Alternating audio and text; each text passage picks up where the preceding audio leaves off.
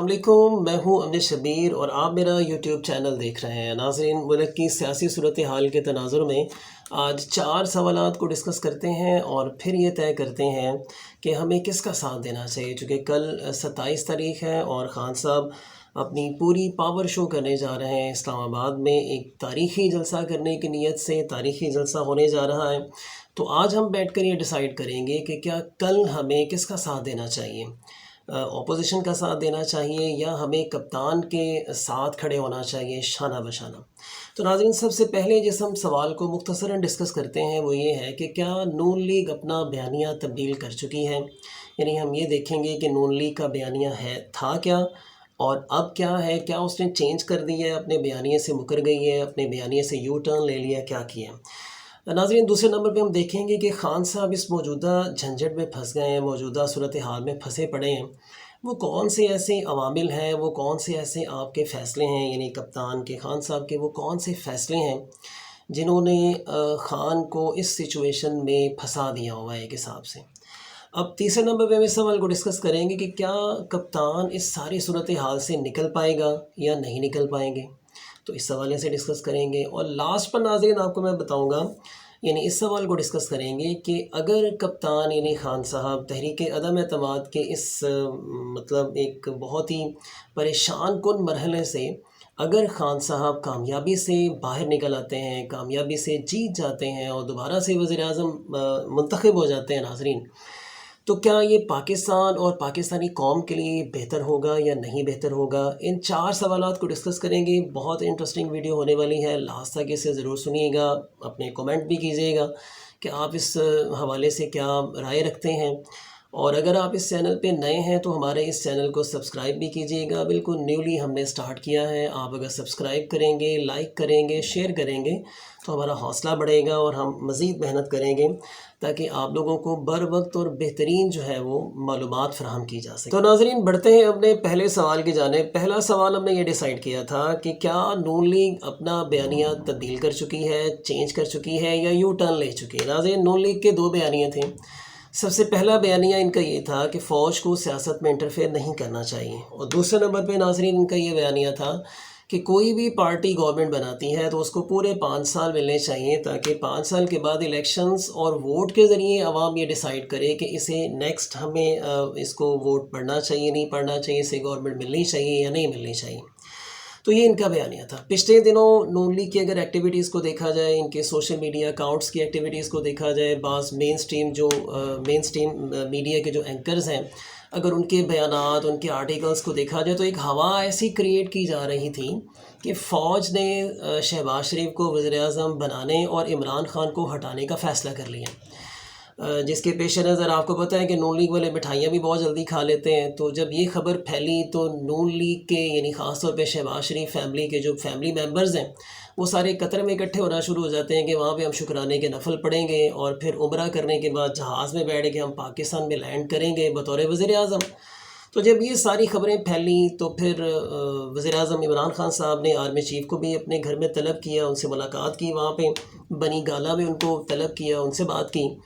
Establishment से यानी फ़ौज से इमरान ख़ान साहब ने क्लियरली पूछा कि जी आप किस तरफ खड़े हैं। तो ऑब्वियसली फ़ौज ने यही कहा कि हम तो अवाम की साइड लेते हैं, हम अवामी इदारा है, जिस तरफ अवाम होगी हम भी उसी तरफ ही होंगे। फ़ौज नाज़रीन उसी का ही साथ देती है, याद रखिएगा आप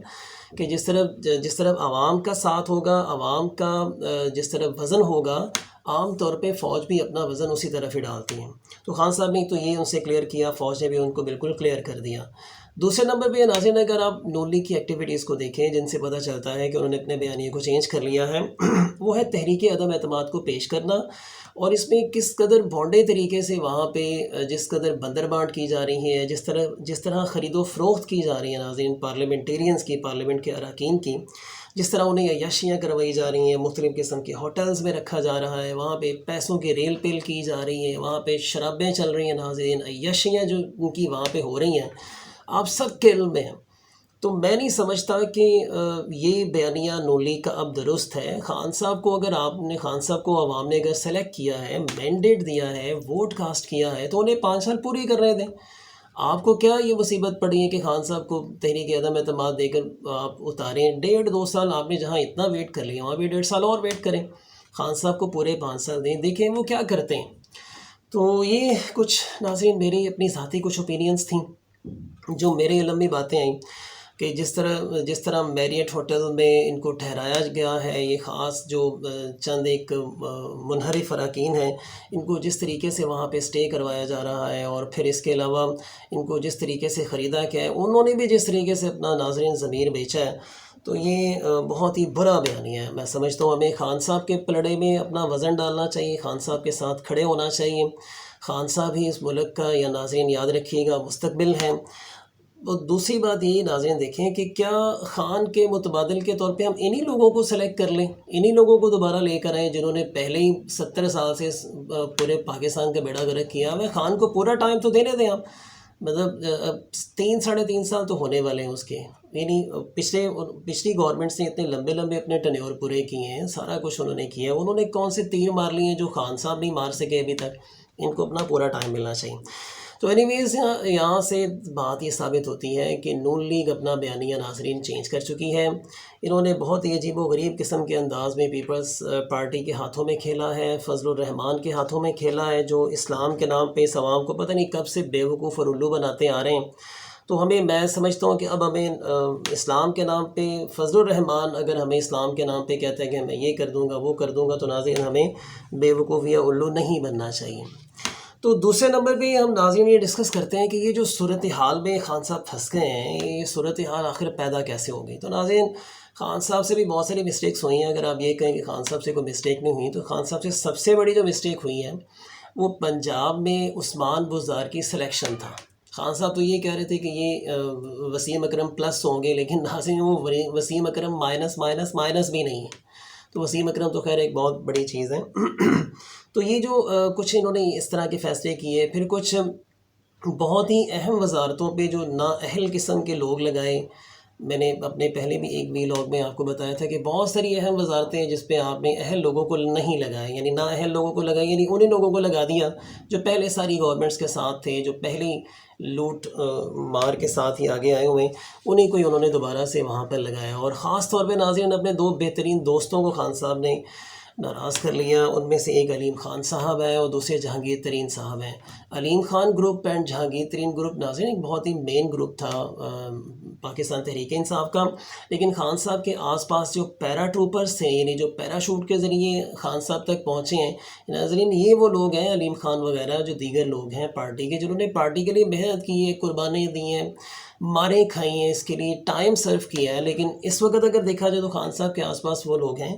جنہوں نے اس پارٹی کے لیے ناظرین کچھ بھی نہیں کیا، بلکہ اس پارٹی کو پہلے گالیاں نکالتے رہے لیکن اور کچھ بھی نہیں کیا انہوں نے۔ ناظرین اب ڈسکس کرتے ہیں کہ کیا خان صاحب اس ساری صورتحال سے نکل پائیں گے یا نہیں نکل پائیں گے، مطلب کیا تحریک عدم اعتماد میں خان صاحب جیتیں گے یا ہاریں گے۔ تو سب سے امپورٹنٹ بات یہ کہ کچھ دن قبل تو ایسے ہی لگ رہا تھا کہ جیسے اپوزیشن نے اپنا کام کمپلیٹ کر لیا ہے، اپوزیشن نے خان صاحب کو ٹریپ کر لیا ہے، پی ٹی آئی کی گورنمنٹ جانے والی ہے، جیسے ہی تحریک عدم اعتماد پر ووٹنگ ہوگی خان صاحب کو استعفیٰ دینا پڑے گا، خان صاحب کو گھر جانا پڑے گا۔ لیکن خان صاحب نے جس طریقے سے عوام کو موبیلائز کیا ہے، جس طریقے سے انہوں نے ایک جلسوں کی سیریز کی ہے، اس میں جس قدر کانفیڈنٹلی ناظرین انہوں نے گفتگو کی ہے، بات چیت کی ہے، پورے کانفیڈنس کے ساتھ، کسی بھی جلسے میں آپ خان صاحب کی کسی بھی تقریر کو اٹھا کر دیکھ لیں، ان میں آپ کو ان کا کانفیڈنس ڈاؤن ہوتا ہوا نظر نہیں آئے گا، بلکہ کانفیڈنس زیادہ ہوتا ہوا ناظرین آپ کو دکھائی دے گا۔ تو خان صاحب نے پیوٹن کی طرح اور طیب اردگان کی طرح عوام کو ناظرین موبیلائز کیا ہے، عوام کو باہر نکالا ہے، عوام میں گئے ہیں، اور جلسے جلوسوں میں جس طریقے سے انہوں نے اپوزیشن کو ننگا کیا ہے، جس طریقے سے ان کی عیاشیوں کو بے نقاب کیا ہے، جس طریقے سے ان کی بندر بانٹ کے 15 20 کروڑ روپے میں ناظرین یہ بک رہے ہیں، بالکل ایسے ہی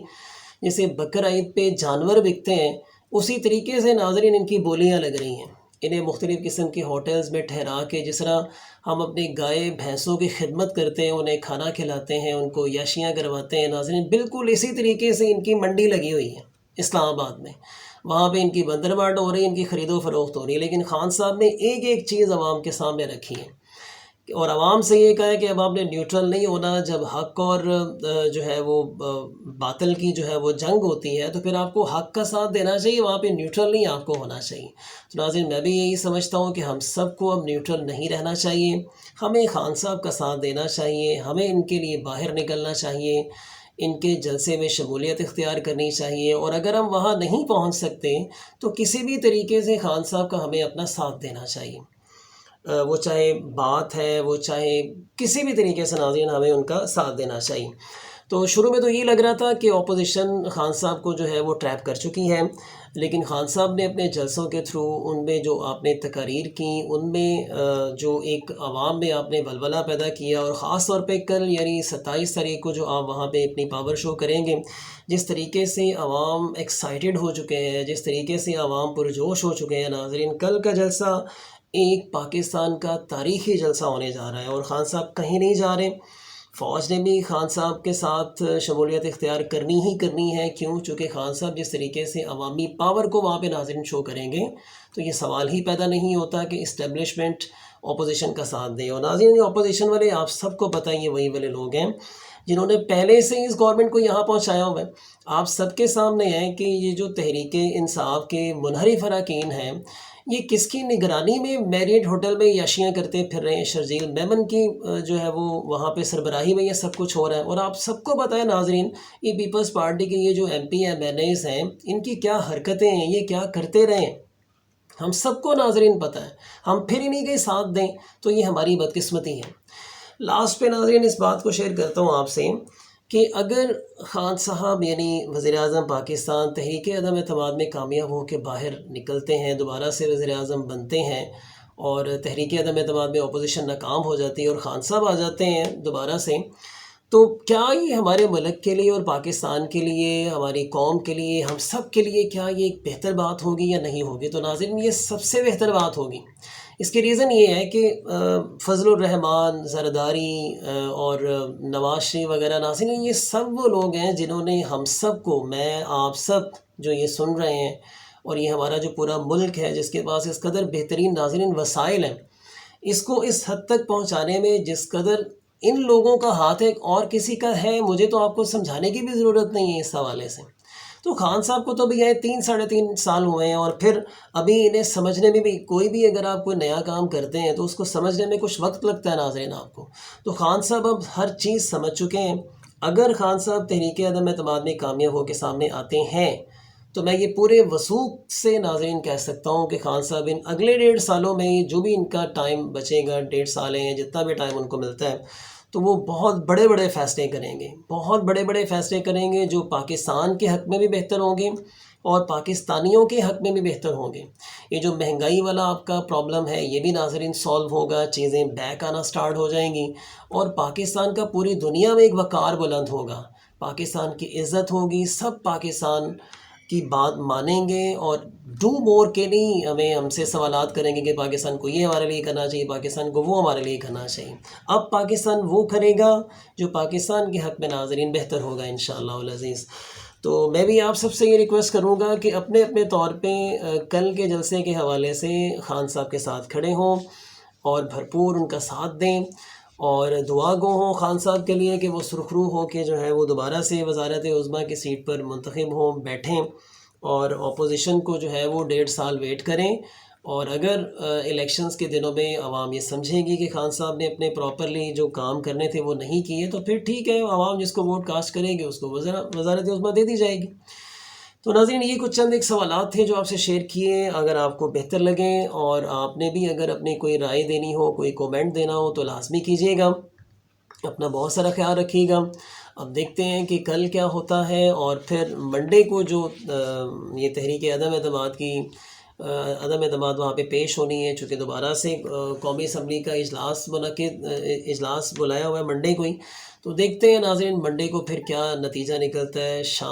شام کے وقت تک یہ ناظرین ہر چیز کلیئر ہو چکی ہوگی۔ آپ اپنا خیال رکھیے گا، اپنے آس پاس کے لوگوں کا خیال رکھیے گا۔ اللہ حافظ۔